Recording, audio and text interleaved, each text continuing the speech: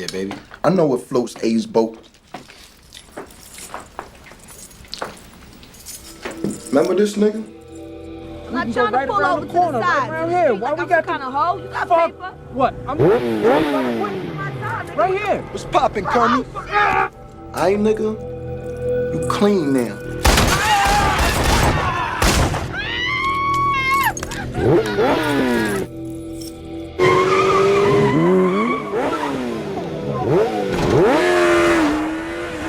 That motherfucker's gone, he's not coming back, B.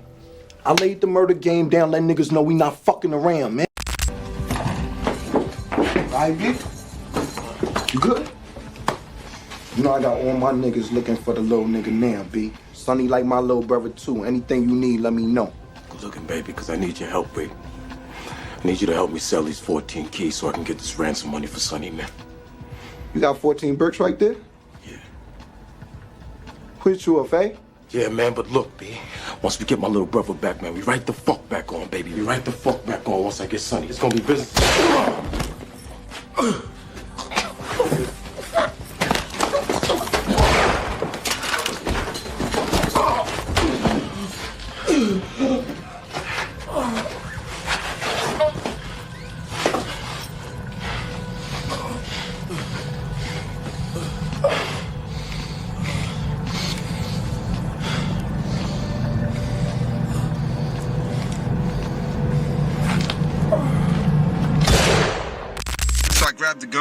I grabbed the gun from my little man and put one in his head.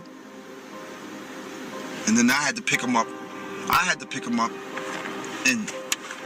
And dump him in the woods and leave his body. I was able to. This mysterious drug lord, Alpo Martinez, shot and killed on the streets of Harlem. He was a larger-than-life figure who seemed to defy death. Fox 5's Lisa Evers goes over who he was and why he might have had a long list of enemies. Yo, they killed your man. Who you talking about? Alpo got killed. Fuck you talking about, man? For real, dog.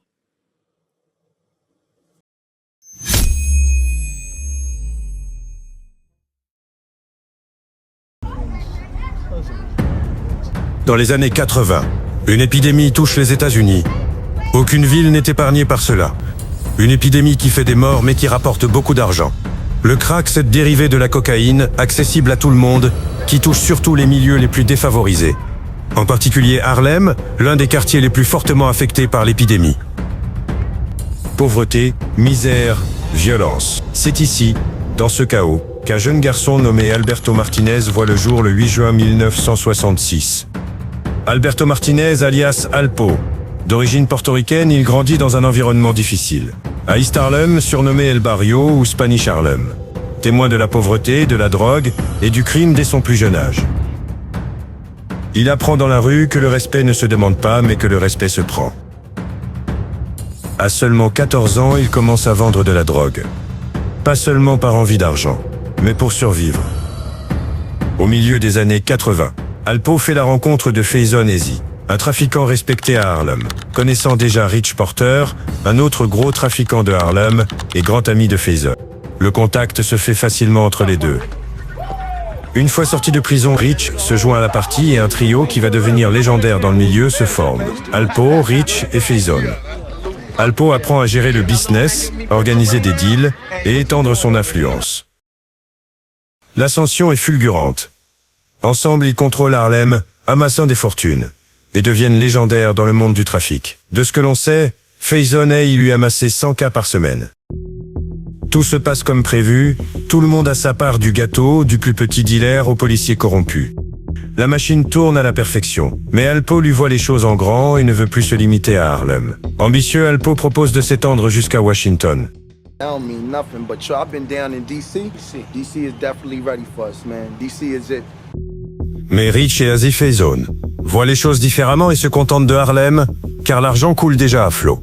Plus le temps passe, plus la jalousie se fait ressentir autour du trio.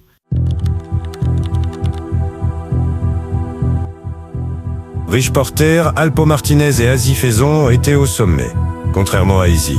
Rich et Alpo sont vus comme trop voyants. L'argent circule, mais les soupçons aussi. Dans le milieu, la jalousie tue presque autant que les balles.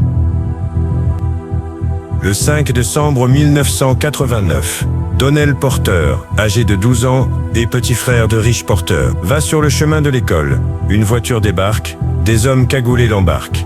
Un drame vient de se passer. Donnell a été kidnappé. 350 000 € de rançon est envoyé à Rich, ainsi que le doigt de son petit frère, n'ayant pas l'argent en liquide. Il essaye de faire intervenir des contacts puissants dans le trafic pour tenter de réunir la rançon. Mitch récolte peu de fonds pour la rançon. Carpe dead, quand tu es au sommet, beaucoup sourient, peu aident vraiment.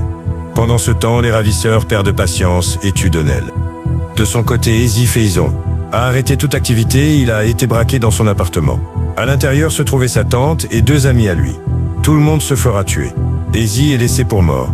Il survit après avoir reçu 9 balles à bout portant. Après ces événements, Rich, affaibli mentalement, devient plus dur, plus violent, se méfie de tout le monde et soupçonne même certains proches de ne pas l'avoir aidé volontairement. Voyant ses 2 alliés affaiblis, Alpo en profite et n'a qu'une seule obsession, prendre le contrôle de l'organisation de Porter. Il soupçonne Rich de lui doubler les prix sur la drogue. Une embrouille éclate entre les deux. Mais Alpo ne veut pas en finir là et veut éliminer un rival. Le 3 janvier 1990. Rich se fait kidnapper puis assassiner par Alpo. Son corps est retrouvé dans un bois près d'Orchard Beach dans le Bronx, à côté de celui de son petit frère.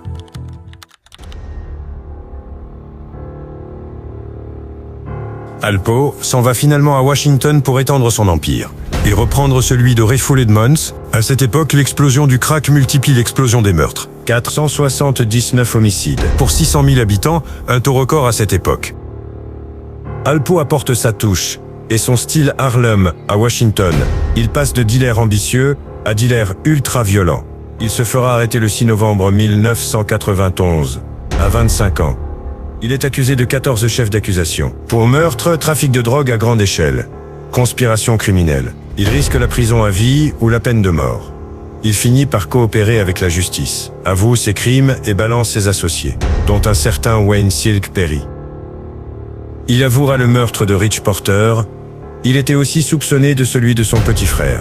Mais Alpo n'a rien à voir dans cette histoire, c'est au final l'oncle de Rich qui a tué son propre neveu par jalousie. Grâce à sa coopération massive et ses aveux, la peine prononcée est de 35 ans de prison.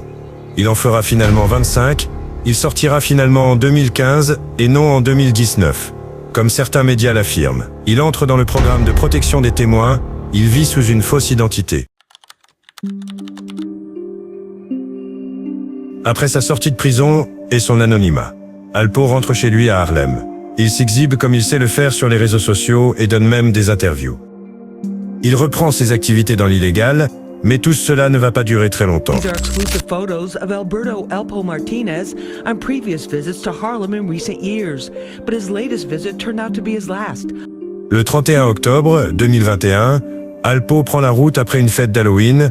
À un feu rouge, une voiture se met à sa hauteur et lui tire dessus. Le tireur est un jeune homme nommé Shaquem Parker. Alpo succombe à ses blessures sur le cou. Certaines sources disent que ça n'a rien à voir avec tout ce qu'il a fait par le passé. Juste une embrouille qui a eu lieu 1 mois auparavant entre les deux. D'autres disent que c'est une vengeance pour lui faire payer son arrogance. Rich, Alpo et Easy Faison ont eu un énorme impact dans la culture hip-hop et street.